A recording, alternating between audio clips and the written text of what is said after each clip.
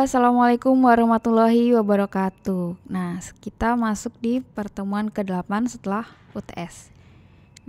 Di BMC ini kita sudah masuk ke revenue stream atau sumber pendapatan. Nah, sumber pendapatan ini maksudnya apa sih? Jadi, untuk sumber pendapatan itu semua pendapatan yang dihasilkan oleh perusahaan atau suatu bisnis nih, dia menghasilkan bisnisnya itu dari mana aja, dari kegiatan operasional, itu dari misalnya dia memproduksi suatu barang. Nah, yang dihasilkan itu berarti penjualan suatu barang itu, atau non operasionalnya. Jadi di lain kegiatan penjualan barang itu dia menghasilkan uang dari mana aja.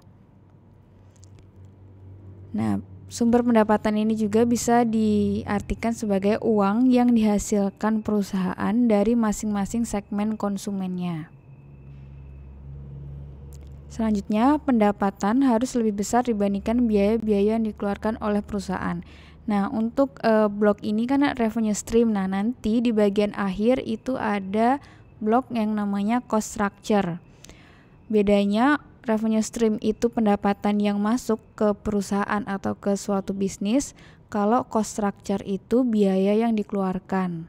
Jadi biaya-biaya apa aja yang dikeluarkan perusahaan untuk memproduksi suatu barang atau jasa itu.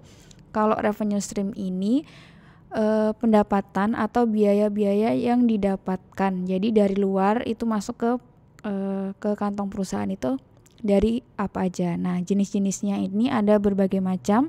Ada penjualan aset, persewaan, lisensi, biaya iklan, biaya komisi, biaya berlangganan, dan biaya penggunaan. Nah, kita bahas satu persatu dulu. Yang pertama itu penjualan aset. Nah, penjualan aset ini jangan diartikan sebagai suatu aset yang besar gitu.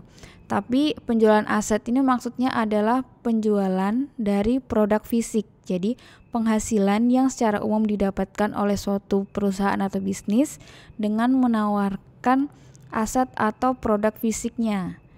Contohnya bisa kita menjual makanan, menjual mobil, terus mungkin pakaian, elektronik. Jadi ada wujudnya, itu penjualan aset. Jadi ada barang yang ditawarkan atau wujud bendanya. Lalu yang kedua ada persewaan. Nah, kalau persewaan ini kita kan nggak perlu membeli suatu barang nih. Jadi contohnya di sini ada mobil. Kalau mungkin kita mau membeli suatu mobil kan terlalu mahal. Nah, ini kita bisa tetap menggunakan mobil, tapi cara lainnya dengan menggunakan sewa. Di luar negeri itu ada namanya aplikasi zipcar.com. Nah, itu aplikasi rental mobil yang ada di benua Amerika. Jadi di benua Amerika itu terdapat kayak stasiun-stasiun Zipcar yang isinya rental mobil. Jadi orang-orang di sana lebih memilih untuk menyewa mobil dibandingkan untuk membelinya. Karena kalau di luar negeri untuk orang yang memiliki kendaraan itu pajak mobilnya sangat tinggi. Dan juga untuk biaya pemeliharaan dan lain-lain dikenakan yang sangat tinggi. Akhirnya orang-orang itu lebih memilih untuk menyewa dibandingkan membeli secara langsung gitu. Kalau di Indonesia mungkin banyak yang gak hanya mobil, tapi juga mungkin kamera, terus ada pakaian, itu juga kostum-kostum itu kan juga bisa disewakan.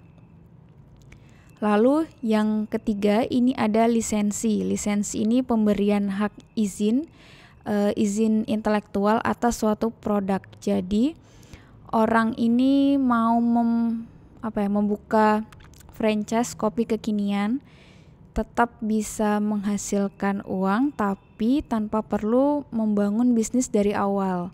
Contohnya kalau kita mau membuat franchise kopi kekinian yang sekarang itu mungkin Janji Jiwa. Kalau kita punya brand atau membuat brand sendiri dengan nama yang sama, itu mungkin kita akan dikenakan dengan sanksi atau hak intelektual karena mereka sudah mendaftarkan izin mereknya. Sedangkan kalau kita pakai izin ini atau kita tidak izin tapi menggunakan merek yang sama, kita kan kena sanksi. Jadi lebih baik kita menggunakan lisensi atau franchise dari kopi tersebut.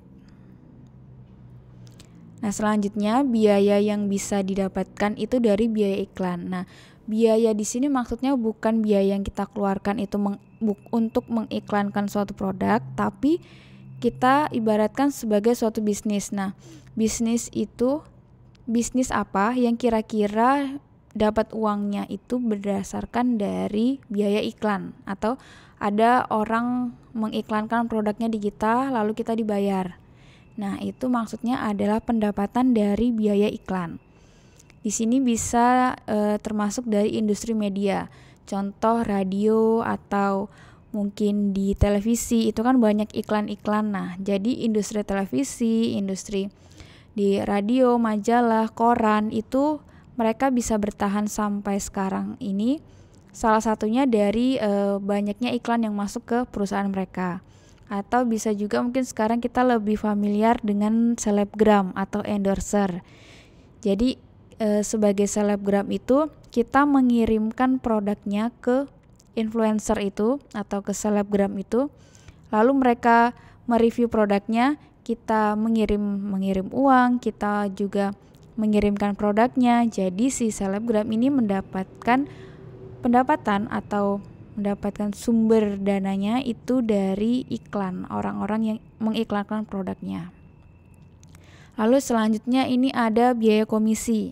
Nah, kalau biaya komisi ini kan biasanya lebih ke pembagian sedikit dari yang diambil dari merchant-merchant tertentu, atau misalnya kita menawarkan suatu real estate. Nah, real estate ini kalau kita berhasil menjualkan atau menawarkan ke orang lain, kita bisa mendapatkan beberapa persen dari real estate ini.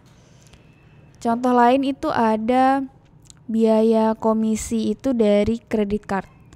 Jadi industri credit card, contohnya mungkin kita bisa ambil contoh Bank BCA. Bank BCA ini punya salah satu produk namanya kartu kredit. Jadi kalau kita menjadi perusahaan atau kita punya toko, terus toko itu kita punya alat gesek edisinya Bank BCA, maka mereka mendapatkan uang itu dari konsumen yang menggunakan kartu kredit, dan yang kedua dari si merchantnya atau dari si tokonya. Jadi ada dua biaya yang didapatkan bank tersebut.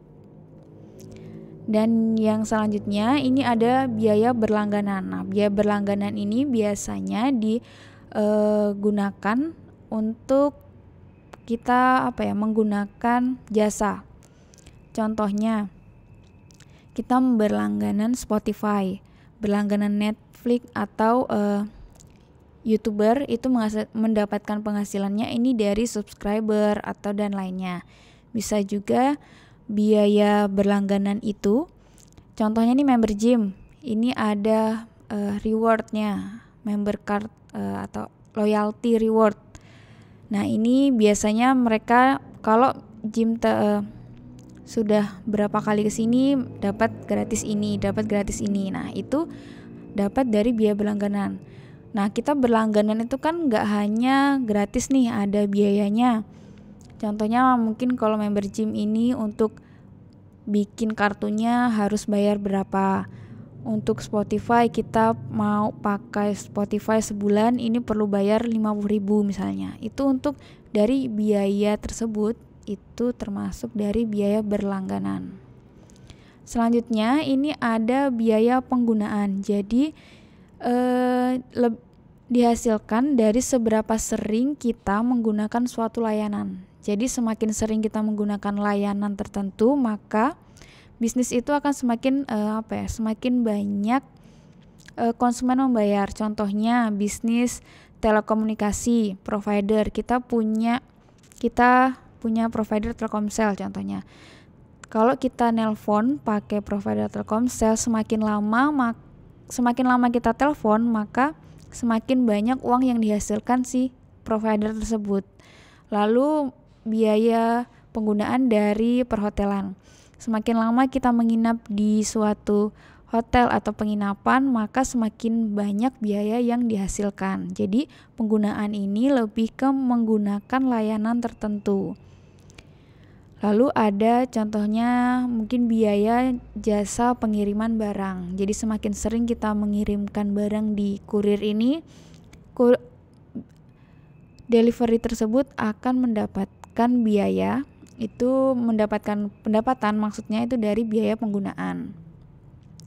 Nah, dalam hal revenue stream ini, selain jenis-jenis sumber pendapatan, teman-teman juga perlu mengetahui tentang harga. Jadi harga itu ada harga biaya tetap dan harga yang biaya variabel. Kalau untuk harga biaya tetap itu biaya-biaya yang sudah pasti nominalnya. Kalau misalnya biaya tetap itu biaya yang dikeluarkan itu yang didapatkan itu